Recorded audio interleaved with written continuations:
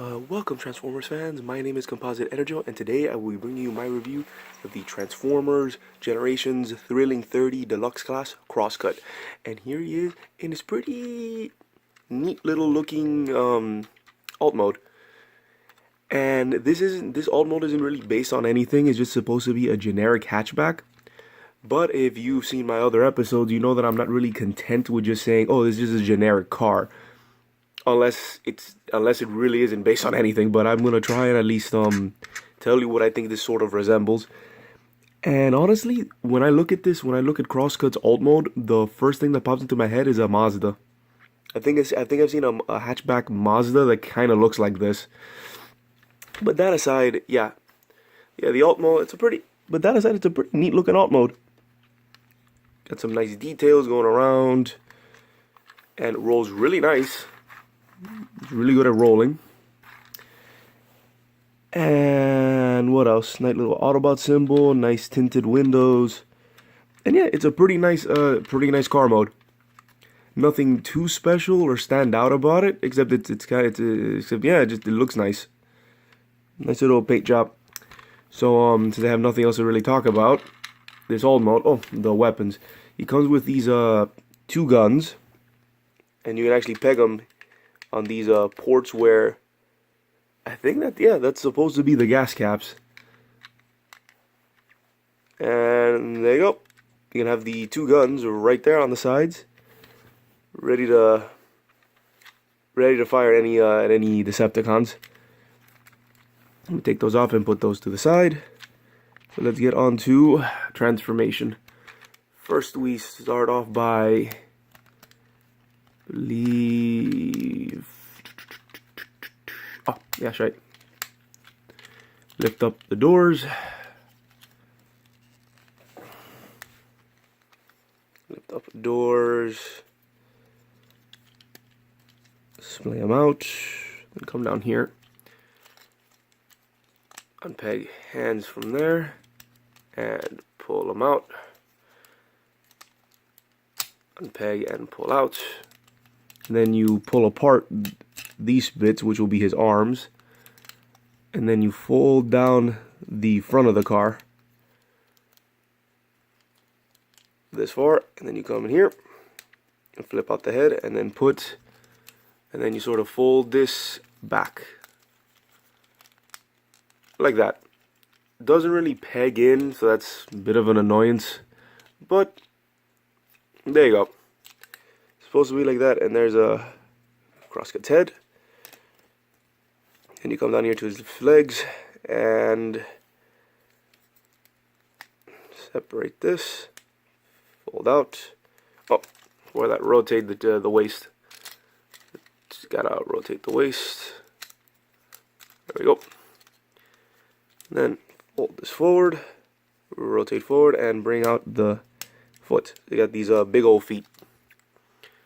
Over here, thing, fold out, rotate, bend forward, feet, and that's it. That's Crosscut. Transformation not really too complicated. And check out that head sculpt. It's a really neat head sculpt that is heavily based off of the original G1 Toys head sculpt. Oh, and one cool thing about this guy, which I'm gonna, well, not yet. I won't show off just yet. Also, something else I'm missing here. This is supposed to be higher up. There we go. Yeah, there we go. You're supposed to fold this back. Actually, so he has the door wings, and that's it. I will say this robot mode, even though it looks kind of nice, is a bit finicky to work with. Like the arms are, I don't even know what these are on. I think they're like these weird ball joints. That's just very weird to work with. And because of the way that this chest area is designed, he's always in this very hunched look. Like it looks off. It's a very off design. If you notice, he does have guns underneath his forearms. That actually, when you fold them out, they flip out like that. His legs are kind of neat. I will say the transformation of the legs was pretty unique. And let me just get into a little bit of posability. Lift this up a bit. He would, in theory, go 360 like here, but these are blocking it. But yeah, he would go 360, but these door wings are blocking him. The head is on a ball joint. The arms, the shoulders are on a weird ball joint. Well, the forearms are on ball joints, and these can sort of flip in and out. But that's more for transformation than anything else, but they can do that. They can move in slightly. So just ball joint at the elbow. Ball joints here, and ball joints do what ball joints do, along with his feet are also on ball joints. Big old feet. And he has a very nice kick. And really good knee. So yeah, so it's weird. This is a very strange mold, strange figure, because the posability, the articulation is there. He has it, but the way he's designed, it sort of restricts his movements, in particular the upper body. Like, first off, I don't like that this doesn't really peg into place, but the joint is at least tight enough where it won't it's not flopping. But these arms are really weird. Like, really weird, like a really weird design. I think I would have preferred just a standard ball joint there, but I don't know. I will say that outside of this mold, you don't really see this, at least I haven't encountered this, this weird design, again. And, like I said, it's there, but it's sort of restricted. I find that the lower half is actually really well done with the big old feet that he's allowed him to, well, here's the problem with the feet. Here's the problem with the feet. Yeah, they're nice and big, but they're big in the front, not in the back. So you have to, so because of that, he needs to always be hunched forward in order for him to stand properly. Which, once again, it's a very weird design. Like, it looks nice. I'll give him that. It looks nice, and I think it does capture the spirit of the original G1 toy, but yeah, it's a very weird design that you know, shows off its flaws. Now I'm gonna show you. Now I'm gonna get to probably what is the coolest thing on him. He has a sort of attack mode. You already saw these guns that can do that and flip out, but he's got more stuff. If you pull down these parts, you actually reveal some hidden. There we go. You reveal some hidden missile pods. Yeah, these are missiles. These are missile launchers, and then you come back here, lower this down. You grab this thing, lower it down. It'll then release some shoulder cannons. So yeah, and here's the funny thing I found out about this guy. This character of Crosscut is actually a pacifist. Yeah, he's supposed to be either, I think one time he was supposed to be like a librarian, or an ambassador. Like, he was supposed to be a pacifist, yet he's heavily armored. He's weaponed up, and he claims it's just for purely defensive purposes. But yeah, it's kind of funny to think that this character is has all of these weapons on him.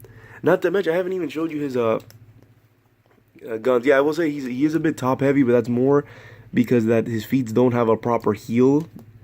They got toes. He's got toes, but he doesn't have heels. So he's always hunched forward. So yeah, this figure is just a weird design. The transformation I thought was neat, and the alt mode looks really nice. But the robot mode is where it kind of suffers.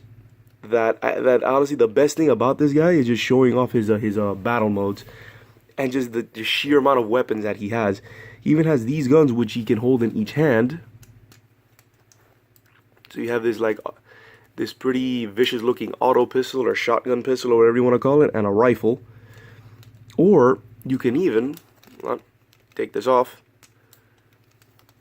You can even combine them. Sort of plug it at the end with this, and he has an even bigger rifle, which gives him an even bigger rifle. But like I said, the biggest issue I have is the robot mode has such a weird design that he's always hunching forward because his feet are big, but like not enough heel. I think I put his feet backwards.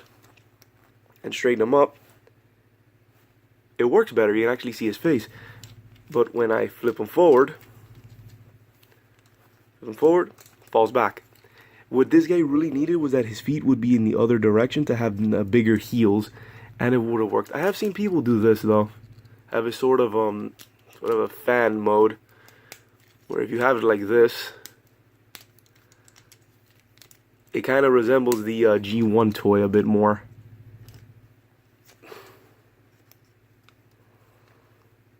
You can have them with like the hood feet, like a lot of G1 characters I had. To sort of who actually had this? I think it was Prowl. Prowl was one of the G1 characters that had this. However, I don't particularly like this look too much, so I like popping out his actual feet. But it's nice that that is an option that can be done. So yeah, overall, this is a nice figure, but it could have been better. Like I said, the robot mode, I think they experimented a bit too much with the robot mode. So it's just, they could have done better. I thought the legs were pretty cool, but needs more heels, and the entire upper body, like I said, looks nice, but it's a weird design. It's a weird design. I do like when they experiment, but in this case, I think it was more miss than hit. He's still a nice figure. I think he's still he's a pretty nice figure. But yeah, he could be better. Could have been better. Do I recommend him? Only if you really like what you see. If you like what you see, then go for it.